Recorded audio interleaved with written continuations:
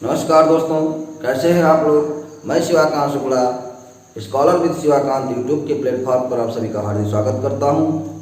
जैसा बेटा हम लोग कक्षा 12 का मैथमेटिक्स पढ़ रहे हैं और उसी क्रम में हम लोग 3.1 के आगे पढ़ेंगे 3.2। लेकिन उसके पहले मैं कुछ ज़रूरी कॉन्सेप्ट है उसे बताना चाहूँगा, उसको आप लोग ध्यान से समझिएगा। उसके बाद वो अभ्यास बहुत आसान हो जाएगा। हम लोग NCERT से एक्सरसाइज कर रहे हैं और आज से हमारी एक अभ्यास की श्रृंखला भी स्टार्ट होगी। मतलब आपको डिस्क्रिप्शन के लिंक में आप लोग वीडियो को लिंक नीचे जाएंगे तो आपको एक लिंक मिलेगा, तो वहाँ पर एक प्रैक्टिस सेट उपलब्ध होगा। वो प्रैक्टिस सेट किसी भी किताब से हो सकता है, उसे आप लोग लगाने की कोशिश कीजिएगा।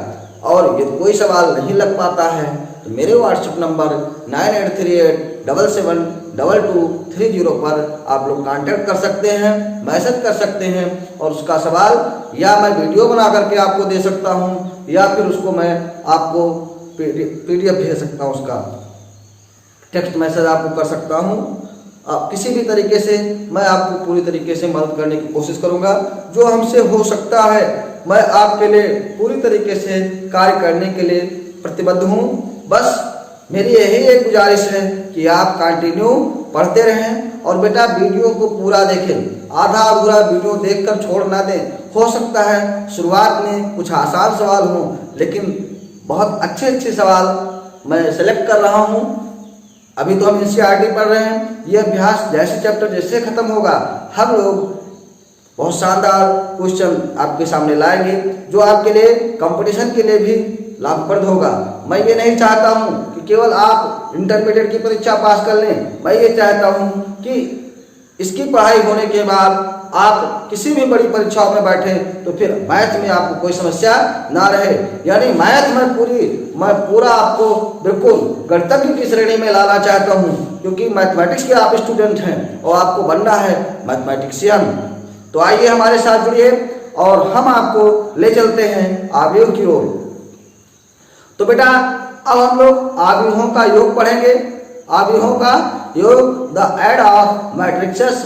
तो आव्यूहों का योग है क्या? पहले आव्यूह का योग कैसे संभव होगा, पॉसिबल कैसे होगा? तो बेटा पहले उनके आर्डर सेम हों, और जब आर्डर सेम होंगे तो संगत और करस्पॉन्डेंस एलिमेंट्स को हम ऐड कर देंगे। ठीक है, जैसे मान लीजिए कोई आपका आव्यूह A बराबर है AIJ, M cross N order का है, और B बराबर है BIJ, ये भी M क्रॉस N का आर्डर का है। तो इसका मतलब इनका जोड़ संभव है। तो आव्यूह को अगर जोड़ेंगे तो ये प्लस B बराबर AIJ और M क्रॉस N और प्लस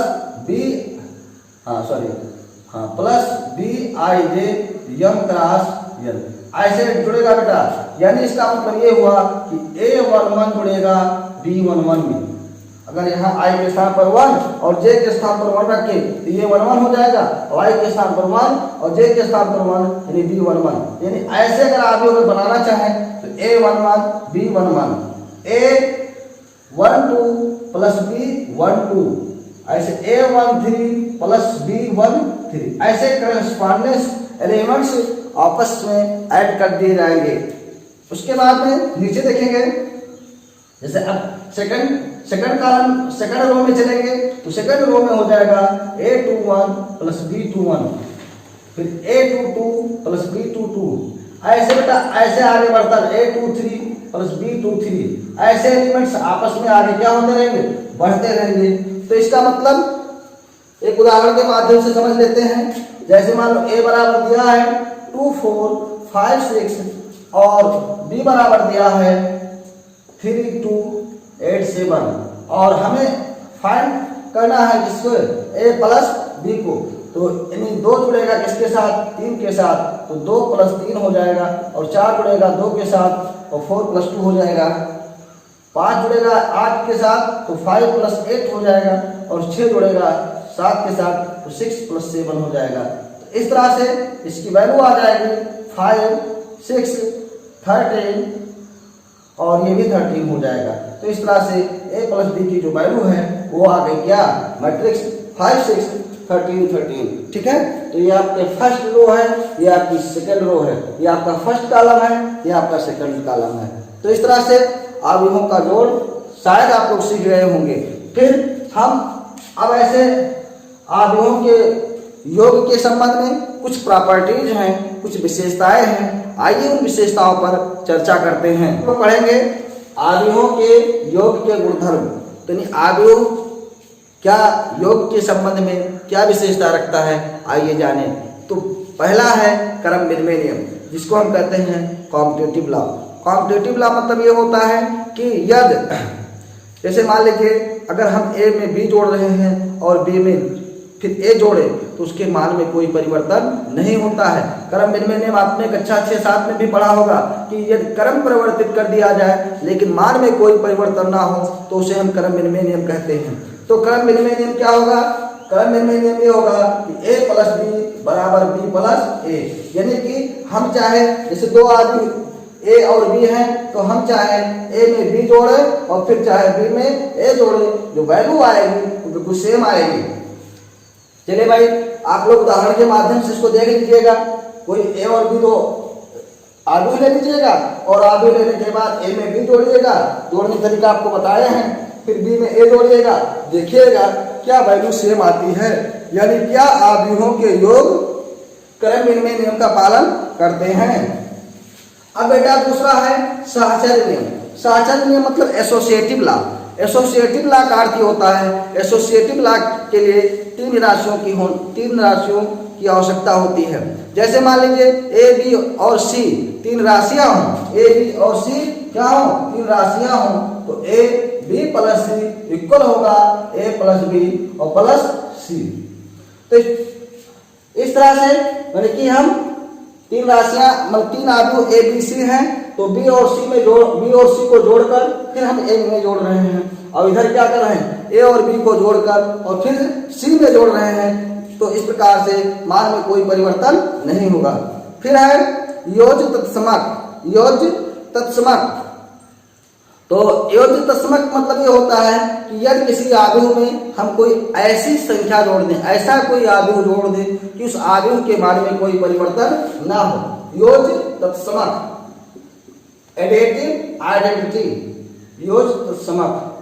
एडिटिव आइडेंटिटी बेटा क्या है कि अगर हम किसी अवयव में कोई ऐसा एलिमेंट्स कोई ऐसा मैट्रिक्स हम ऐड कर दें कि उस अवयव के मान में कोई परिवर्तन ना हो तो उस अवयव को हम क्या कहते हैं, योज्य तत्समक कहते हैं। और इसके लिए क्या होता है, जो जीरो मैट्रिक्स आपका होता है, शून्य अवयव जो होता है वो क्या कहलाता है, योज्य तत्समक कहलाता है, यानी कि एडिटिव आइडेंटिटी कहलाता है। क्लियर? योज्य तत्समक आप जान गए कि नहीं जान पाए? देखिए ऐसा अवयव जिसे किसी अवयव में जोड़ा जाए और उसके बाद में कोई परिवर्तन ना हो, है ना, तो इसका मतलब जीरो आपका क्या है, योज्य तत्समक है। फिर है बेटा योज्य प्रतिलोम। तो योज्य प्रतिलोम क्या है, एडिटिव इनवर्स। योज्य प्रतिलोम परिभाषा बेटा किताब से आप लोग देख लीजिएगा, हम बता रहे हैं, लेकिन एक बार अगर आप ध्यान से सुन लेंगे तो वैसे आप जान जाएंगे। डिफिनेशन जानना जरूरी होता है, हम सीधे सवाल पर नहीं आ सकते हैं, नहीं तो आप सवाल तो लगा लेंगे लेकिन आपके पास कोई कॉन्सेप्ट नहीं रहेगा, और जब कॉन्सेप्ट रहेगा तो मेरे अलावा भी आप जो मैं सवाल लगवा रहा हूँ उसके आगे भी आप सवाल लगा सकते हैं। लेकिन जब आपके पास कॉन्सेप्ट होगा तब, और कॉन्सेप्ट नहीं होगा तो फिर जितना मैं लगा रहा हूँ उतने जान पाओगे, उसके आगे कुछ नहीं जान पाओगे, इसलिए कॉन्सेप्ट बहुत जरूरी है।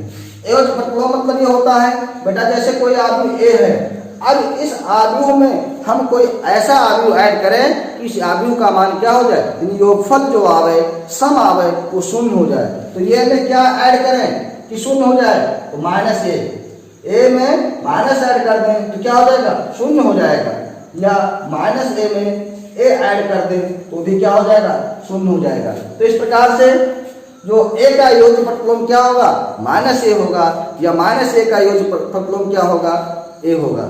फिर है कैंसलेशन लॉ यानी निरसन नियम। तो कैंसलेशन लॉ क्या है,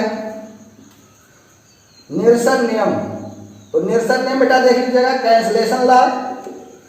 तो जैसे मान लीजिए ए बी सी कोई आपके आदमी हो और ए प्लस बी बराबर दिया हो ए प्लस सी, तो यहाँ बेटा ए कैंसिल हो रहे हैं, ये से ये क्या हो रहा है, कैंसिल हो रहा है, ठीक है।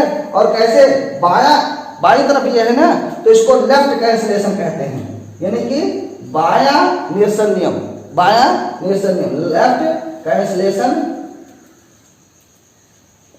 लेफ्ट कैंसिलेशन ला।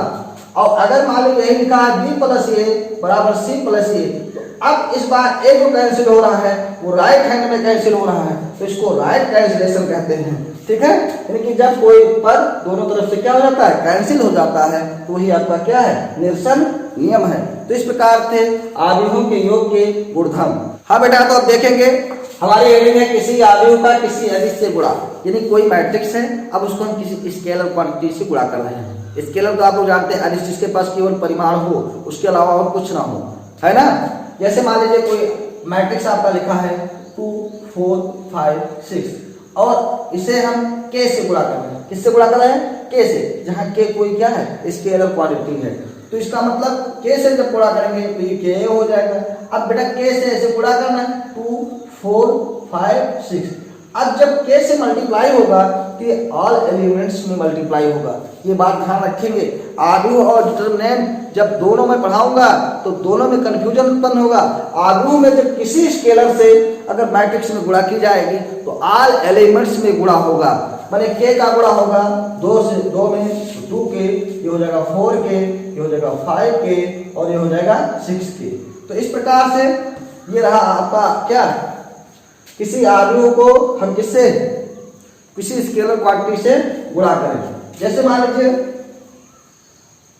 अगर जैसे मान लो कोई आव्यूह है क्या 5 8 3 7, अब इसमें हम गुणा कर रहे हैं -3 से, तो -3 ही हो जाएगा, तो 3 बचे 15 -15 और 3 8 24 -24 और 3 तरीका 9 -9 और 3 7 21।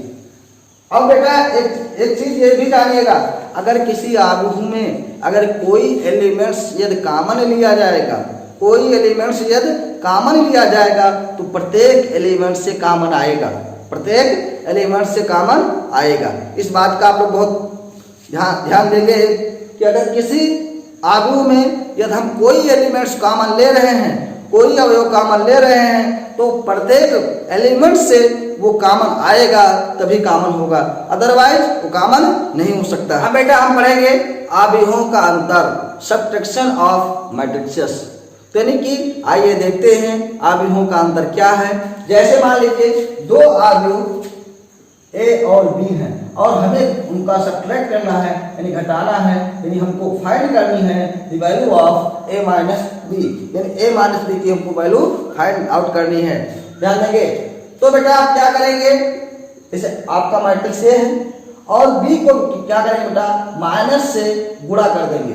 बी को गुणा किससे कर देंगे, -1 से, तो -1 बी हो जाएगा, और -1 को जब बी से गुणा करेंगे तो -b हो जाएगा, और उसके बाद में जो आएगा उसी को हम इसमें क्या कर देंगे, ऐड कर देंगे।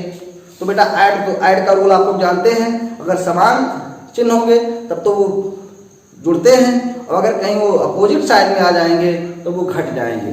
समझ रहे हैं। जैसे मान लीजिए हम देखते हैं, जैसे मान लो ए बराबर मान लो दिया है 2 4 5 एंड 6 और बी बराबर दिया है 1 3 2 एंड 4। मान लीजिए ये आपका अब हमको a माइनस बी निकालना है बेटा। a आपका हो गया क्या 2 4 5 6 प्लस कर दिए। अब बेटा माइनस से गुणा कर दिए -1 से, अब किसमें तो गुणा करेंगे तो ऑल एलिमेंट्स में तो गुणा होगा, तो गुणा करेंगे तो -1 -3 -2 और -4। अब उसके बाद जो योग का रूल होता था, जैसे हम योग करते थे आव्यूह में, ऐसे अंतर भी करेंगे, बस उसमें योग का रूल फॉलो होना चाहिए। तो 2 में -1 जोड़ोगे तो बेटा 2 प्लस में है और जोड़ना है आपको -1, तो बेटा आप देखिए प्लस माइनस, तो 2 में से जाएगा क्या हो जाएगा 1, तो आ जाएगा 1, 4 में से 3 जाएगा 1, 5 में से 2 जाएगा क्या 3 और 6 में से 4 जाएगा 2। इस तरह से हम आव्यूहों को क्या कर देंगे, घटा लेंगे। तो आव्यूहों के अंतर में भी क्या हो, ऑर्डर सेम हो, पहली शर्त है। जैसे योग में योग और अंतर के लिए ऑर्डर सेम होना कंपलसरी है। अगर ऑर्डर सेम नहीं है तो आप पहले ही कह देंगे कि इन अवयवों का सब्ट्रैक्ट अथवा ऐड करना संभव नहीं है। ठीक है, और उसके बाद में मतलब जिस पंक्ति और जिस स्तंभ का अवयव उसी पंक्ति और उसी स्तंभ के अवयव के साथ जुड़ेगा, इस बात को आपको ध्यान रखना होगा। तो बेटा अब हम लोग पढ़ेंगे अवयवों का गुणन। और ध्यान दीजिएगा, सबसे जो इम्पोर्टेंट है अवयवों में वो अवयवों का गुणन ही है। यदि अवयवों का गुणन जान गए आप तो फिर अवयव में कोई दम नहीं है। अवयव सबसे आसान टॉपिक है, बस केवल समझना क्या है। एक तो आपको डेफिनेशन सारी आनी चाहिए अवयव के बारे में, और एक अवयव का गुणा आपको पता होना चाहिए। अगर ये दो बातें जान गए तो फिर आपको अवयव में कुछ नहीं रखा है, कोई दम नहीं है। तो ध्यान देंगे अवयवों के गुणा की क्या शर्त है। जैसे योग की शर्त मैंने बताया, घटाने की शर्त बताया, योग और घटाने की शर्त सेम है। अब गुणा की क्या शर्त है, तो गुणा की बेटा शर्त है, जैसे मान लीजिए एक अवयव आपका ए है और दूसरा अवयव बी है, और हमको निकालना है क्या, हमको निकालना है ए गुणे बी, यानी ए बी वैल्यू हमको फाइंड करनी है। तो बेटा आप सवाल देख कर ही बता सकते हैं कब ए बी संभव होगा और कब ए बी संभव नहीं होगा। तो आइए हम देखते हैं। तो पहली चीज है कि number of column of A, अगर ए बी हमको मल्टीप्लाई करना है तो number of column of A equal to number of row of B. Number of column of A equal होना चाहिए number of row of B, यानी कि ए के स्तंभों की संख्या और बी के पंक्तियों की संख्या के जब बराबर होगा तभी अवयवों का गुणा संभव होगा। यानी अवयवों का गुणा बेटा कब संभव होगा, जब ए के स्तंभों की संख्या और बी के पंक्तियों की संख्या के बराबर हो तभी गुणा संभव होगा। जैसे मान लीजिए कोई अवयव आपका ए है और ए आई जे, और इसका ऑर्डर है m क्रॉस n, और दूसरा अवयव आपका क्या है बी आई जे, और इसका ऑर्डर है आपका क्या n क्रॉस p। देखिए कॉलम, देखो इसका कॉलम, ए का कॉलम हमको ये भी फाइंड करना है ना, तो ए का कॉलम और बी क्या रो, ये दोनों क्या है सेम है। तो पहले रो होता है फिर कॉलम होता है, रो होता है फिर कॉलम होता है, ये बिल्कुल कंडीशन तो फिक्स है। पहले रो लिखा जाएगा और फिर कॉलम लिखा जाएगा। तो ए क्या जो कॉलम है वो बी के रो के क्या है बराबर है, इसका मतलब ए बी पॉसिबल है, ए बी पॉसिबल है। और ए बी जब पॉसिबल हो जाएगा तो बेटा ए बी जब पॉसिबल हो जाएगा तो इसका ए बी का जो ऑर्डर आएगा वो आएगा, ये जो नए बच रहे हैं ना ये यम क्रॉस पी, यानी ए बी का जो ऑर्डर आएगा वो बचेगा क्या यम क्रॉस पी। समझ रहे हैं। तो आइए अगर अच्छा देखिए बी ए बी संभव हो सकता है, लेकिन हो सकता है बी ए संभव ना हो। ए बी संभव हो सकता है लेकिन हो सकता है कि बी ए संभव ना हो, संभव हो भी सकता है नहीं भी हो सकता है। अभी हम आपको बताएंगे इसके गुणा के गुणधर्म।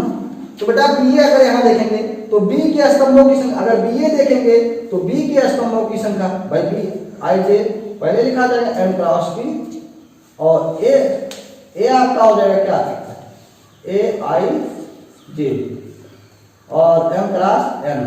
तो देखा जाएगा अगर बी आपको निकालना है तो बी के स्तंभों की संख्या और ए के पंक्तियों की संख्या के बराबर होनी चाहिए, जबकि यहाँ बराबर नहीं है। तो इसका मतलब ये हुआ कि ए बी संभव है इस सवाल में, लेकिन बी ए संभव नहीं है। तो कभी कभी ऐसा भी हो सकता है कि ए बी संभव हो और बी ए संभव ना हो। तो पहले गुणा अवयव का गुणा संभव कब होगा, जब ए के स्तंभों की संख्या बी के पंक्तियों की संख्या ए बी तब संभव होगा। बी ए कब संभव होगा, जब बी के स्तंभों की संख्या और ए के पंक्तियों की संख्या के बराबर होगी तब बी ए संभव होगा। तो इस प्रकार से पहले आपको यही चेक करना रहेगा क्या इन अवयवों का गुणा संभव है। तो गुणा आप लोग जान गए होंगे किस तरह से देखा जाएगा संभव है। तो अब हम आगे चलते हैं। देखिए बेटा एक हम जैसे सवाल ले लिए उदाहरण के तौर पर कि मैं आपको अवयवों का गुणा समझा सकूं।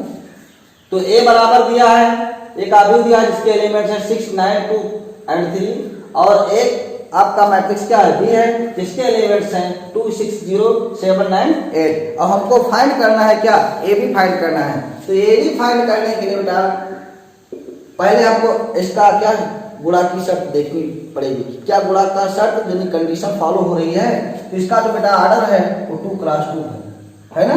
माने 2 पंक्तियां हैं और 2 स्तंभ हैं। और इसका ऑर्डर बेटा 2 पंक्तियां हैं और 3 स्तंभ हैं, माने ये है आपका 2 क्रॉस 3। अब हमको फाइंड करना है क्या, ए बी। तो बेटा ए बी माने ए बी फाइंड करना है। इसका मतलब जो कंडीशन है number of column equal to number of row. तो इसका मतलब ये कंडीशन फॉलो कर रहा है, ए का रो स्तंभों की संख्या है और बी के पंक्तियों की संख्या के क्या है, बराबर है, यानी गुणा संभव है। अब गुणा करेंगे बेटा, समझने की कोशिश कीजिएगा, बहुत ही इंपॉर्टेंट है। यदि नहीं समझ में आएगा तो फिर बताइएगा, मैं गुणा आपको फिर से समझा दूंगा। अगर गुणा नहीं समझ पाए तो फिर आप आगे नहीं जान पाए बेटा, चाहे जितना प्रयास कर लेंगे। हाँ बेटा, आपको क्या करना है, इस पहली पंक्ति को पकड़ना है और इस पहले स्तंभ पे ले जाकर के इसे गुणा कर देना है। तो यानी कि 6 को 2 से गुणा करेंगे तो 6 गुणे 2 हो जाएगा, प्लस और 9 को किससे गुणा करेंगे, 7 से गुणा करेंगे और दोनों को क्या कर देंगे, ऐड कर देंगे। अब देखिएगा क्यों, अब क्योंकि ये पहला पंक्ति है और ये क्या है, पहला स्तंभ है, तो ये जो अवयव लिखा जाएगा वो पहले पंक्ति और पहले स्तंभ का लिखा जाएगा। समझ रहे हैं, पहली पंक्ति है और पहला स्तंभ है। अब अगर इसको हम यहां ले जाकर गुणा करें तो अब यहाँ ये तो पहली पंक्ति है लेकिन स्तंभ कौन सा है, दूसरा है, तो यहाँ पहली पंक्ति और दूसरे स्तंभ के स्थान पर लिखना पड़ेगा। तो 6 कहा 36 और 9 नवा 81। हम डायरेक्ट लिख रहे हैं कि अलग अलग लिखते हैं, समझ रहे होंगे ना। फिर 6 को किससे गुणा करेंगे, 0 से, तो 6 0 0 हो जाएगा और 9 को 8 से गुणा करेंगे, 9 8 72 हो जाएगा। तो यानी पहली पंक्ति का सभी स्तंभों में गुणा हो गया। तो पहली पंक्ति का हमने सभी स्तंभ लिख दिया, देखो पहली पंक्ति और सारे स्तंभ लिखे हुए हैं, ध्यान देंगे। अब हम क्या करेंगे, दूसरी पंक्ति को उठाएंगे, तो दूसरी पंक्ति को उठाएंगे, फिर पहले स्तंभ में गुणा करेंगे, फिर दूसरे स्तंभ में गुणा करेंगे, फिर तीसरे स्तंभ में गुणा करेंगे। माने पंक्ति को उठाना है और स्तंभों के साथ गुणा करना है। तो चूंकि ये पहली पंक्ति और पहला स्तंभ, तो पहले पंक्ति पहले स्तंभ के स्थान पर लिखा गया, ये पहली पंक्ति और दूसरा स्तंभ, तो पहले पंक्ति और दूसरे स्तंभ के स्थान पर लिखा गया, ये पहली पंक्ति और तीसरा स्तंभ इस तरह से लिखा गया। जब हम दूसरी पंक्ति में चलेंगे तो अब स्तंभ पहले आएगा ना, तो दूसरी पंक्ति और पहला स्तंभ, तो दूसरी पंक्ति और पहला स्तंभ यही तो है। तो बेटा 2 को 2 से गुणा करेंगे 4 और 3 को 7 से गुणा करेंगे 21, फिर 2 को 6 से गुणा करेंगे 12 और 3 को 9 से गुणा करेंगे 27, फिर 2 को 0 से गुणा करेंगे 0 और 3 को 8 से गुणा करेंगे 24 और उसके बाद ऐड करेंगे। उसके बाद देखो 6 दूनी 12 और 9 सते 63, 63 में 12 जोड़ेंगे 75 हो जाएगा और 36 81 हो जाएगा 117 और 72 आ ही गया, 21 4 25 हो गया और 27 12 39 हो गया और ये 24 हो गया। इस तरह से आपका ए बी ये पता हो गया। अब देखेंगे क्या इसी सवाल में बी ए संभव है, तो बी ए अगर देखेंगे तो बेटा बी ए मतलब बी के स्तंभों की संख्या, तो बी के स्तंभों की संख्या कितनी है, 3 है ना बी के स्तंभों की संख्या। और ए के पंक्तियों की संख्या, तो ए के पंक्तियों की संख्या कितनी है, 2 है। इसका मतलब यह स्तंभ की संख्या कॉलम है तो यह आपका रो है, तो ये क्या इक्वल है, नहीं इक्वल है। इसका मतलब इस सवाल में बी ए संभव नहीं है। तो अब आप लोग हम समझते हैं कि आप लोग समझ गए होंगे। चलिए अगर नहीं समझ में आएंगे तो एक्सरसाइज जब कराएंगे तो और थोड़ा स्पष्ट हो जाएगा। लेकिन बेटा गुणा पर फोकस कीजिए, 1-2 बार प्रैक्टिस कीजिए, इस वीडियो को 1-2 बार देखिए, फिर से पीछे कर लीजिए वीडियो, फिर देखिए और निश्चित रूप से आपको समझ में आएगा। तो ये रहा हमारा आव्यूहों का गुणन। अब हम लोग चैप्टर पर चलते हैं। 3.2 आज लगाएंगे, जितना 2-3 सवाल हो सकता है लगा पाए आज हम लोग, क्योंकि वीडियो बहुत लंबी हो रही है। तो हम सोच रहे हैं कि आपको वीडियो बहुत लंबी ना दी जाए, क्योंकि मैंने फिजिक्स की एक वीडियो आपको लगभग 50 मिनट की वीडियो दे दी है और जब उसमें वीडियो जब लंबी हो जाती है तो बच्चे कम देखते हैं, क्योंकि दिमाग में रहता है कि आपको भैया कम समय में ज़्यादा चीज़ें आपको दे दी जाए।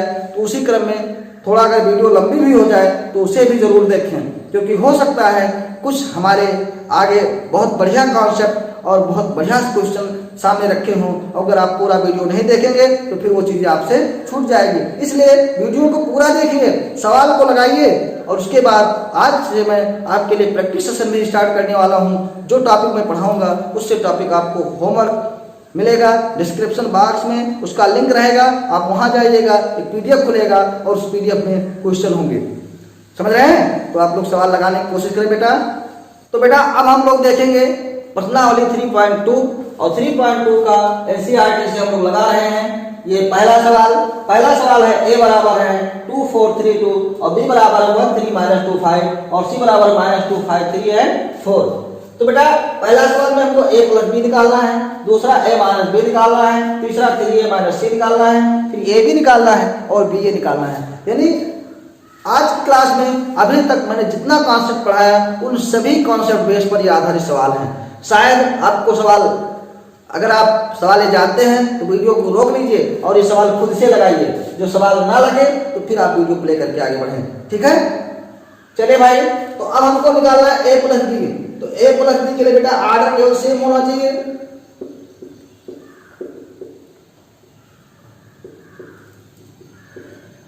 तो अब बेटा 2 में 1 ऐड होगा तो 3 हो जाएगा, 4 में 3 ऐड होगा तो 7 हो जाएगा, 3 में माइनस 2 तो 3 प्लस में है और माइनस 2 माइनस में है तो 3 में माइनस 2 हो जाएगा क्या, 3 में से 2 जाएगा 1 और 2 में 5 है 3 2 5 7 हो जाएगा। तो इस तरह से आपका a प्लस बी निकल आया।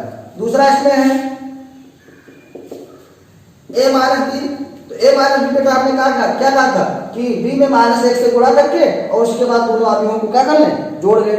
तो a की वैल्यू तो आपकी जानते ही है, a बराबर दिया ही है और b को माइनस से गुणा कर देंगे तो हम लोग निकालेंगे a और प्लस माइनस b। तो यह आ जाएगा क्या 2 4 3 एंड 2 और b को हम माइनस से 1 से गुणा करेंगे तो प्लस लगा दिए और माइनस 1 से गुणा करेंगे बेटा ये हो जाएगा -1 और ये हो जाएगा -3 और ये माइनस माइनस क्या हो जाएगा प्लस और ये हो जाएगा -5।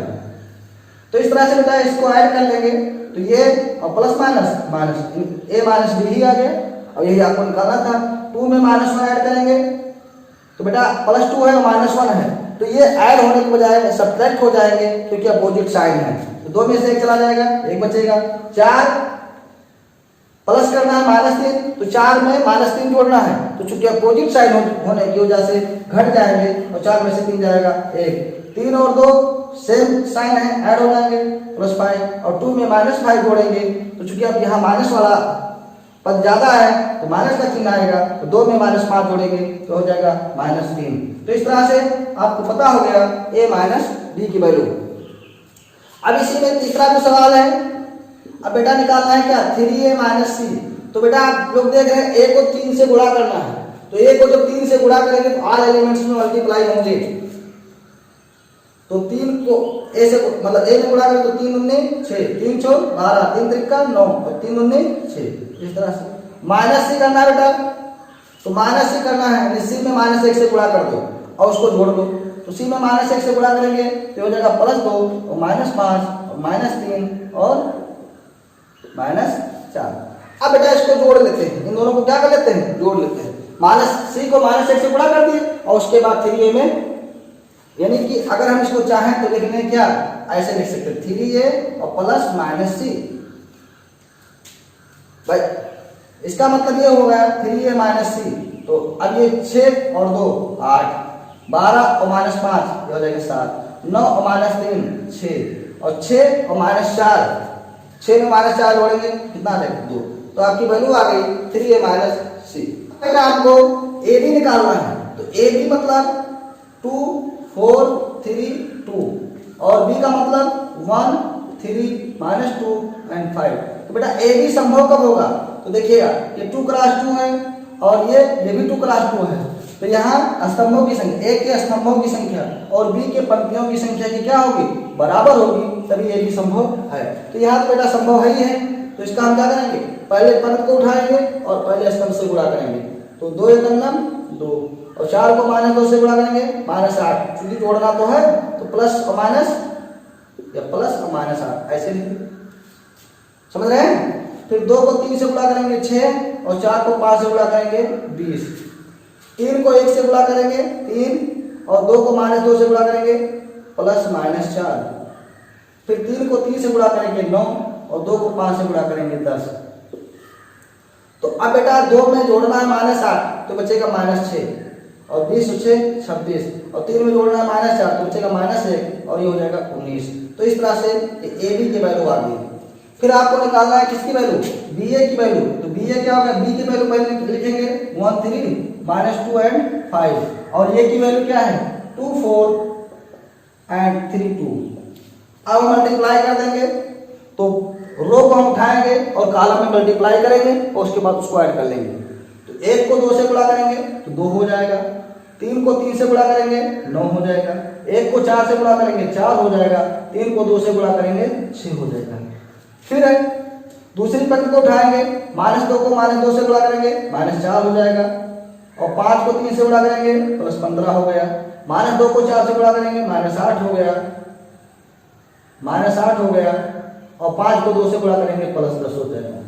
तो इस प्रकार से 2 9 हो जाएगा 11, और 6 4 10, 15 में से 4 11, और 10 में से आ जाएगा 2। तो इस प्रकार से ये आपका पहला सवाल कंप्लीट होता है। क्यों भाई? ये 5वां नंबर था। तो पहले के 5 सवाल हम लोगों ने आज पढ़ लिया। तो बेटा क्लास लंबी हो रही है, इस वजह से मैं अब आगे आपको अगले क्लास में पढ़ाऊंगा, और आप लोग प्रैक्टिस करने की कोशिश कीजिएगा, आप इसके आगे भी लगाने की कोशिश कीजिएगा, क्योंकि कॉन्सेप्ट मैंने इस अभ्यास के लिए दे दिया है और इसके अलावा कोई दूसरा कॉन्सेप्ट इस एक्सरसाइज में नहीं लगेगा।